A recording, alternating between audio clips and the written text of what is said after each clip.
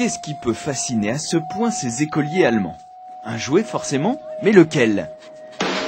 En fait, c'est l'un des plus extrêmes de la planète, strictement réservé aux adultes, de surcroît ultra fortuné, la Gumpert Apollo. 650 chevaux pour seulement 1100 kg, 360 km/h chrono et des technologies directement tirées de la compétition pour une voiture de course subtilement déguisée pour la route avec une simple plaque d'immatriculation. L'Apollo, c'est un ovni, un missile ou comme son nom le laisse supposer, une fusée.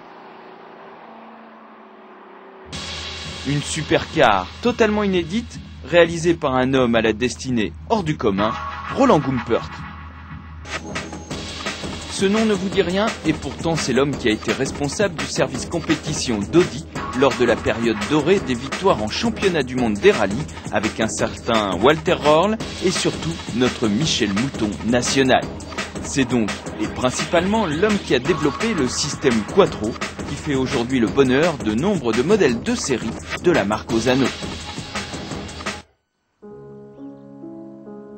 Voici 3 ans, Roland a décidé de se lancer dans un pari fou, quitter Audi et lancer sa propre voiture, une supercar capable de rivaliser avec les Carrera GT, Ferrari Enzo et même, pourquoi pas, la Bugatti Veyron.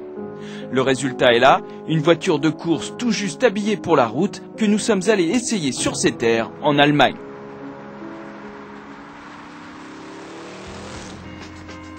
Ce n'est encore qu'une préversion non finalisée, mais déjà sa ligne suffit à nous estomaquer. Un design sauvage qui inspire le respect et qui a tout misé sur l'aérodynamique. Quand on ouvre les portes papillons, on découvre un habitacle de voitures de course.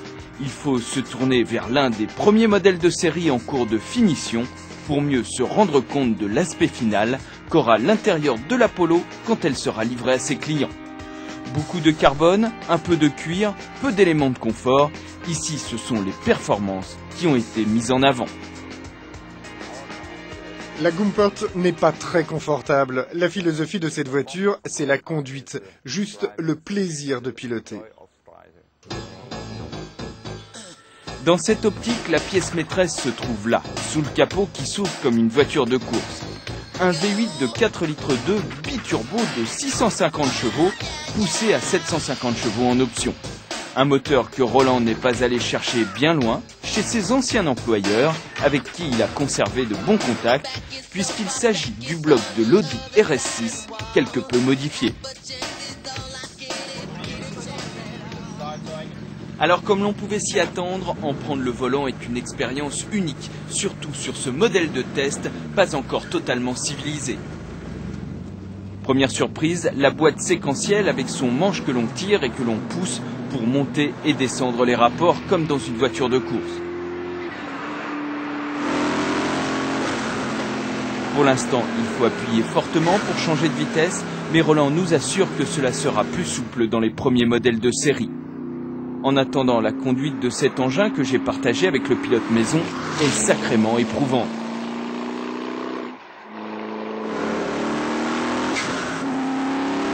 Accélération stratosphérique, direction ultra précise, châssis aussi efficace que dur pour les reins et des réactions ahurissantes.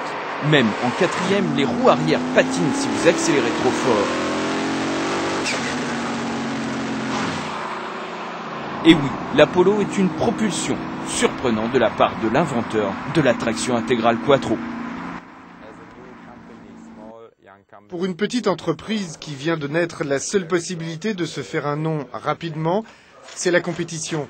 Mais malheureusement, en compétition, les 4 roues motrices sont interdites.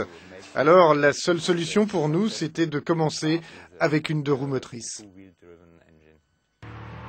D'ailleurs, Roland souhaite engager une version course aux 24 heures du Mans dès l'année prochaine. Et pour bien comprendre que l'on navigue ici dans un autre monde, sachez qu'à 275 000 €, la Gumpert Apollo est considérée comme très peu chère en regard de ses prestations. Il est vrai qu'elle vaut 2 fois moins qu'une Porsche Carrera GT et près de 5 fois moins qu'une Bugatti Veyron. Alors, pourquoi se priver ?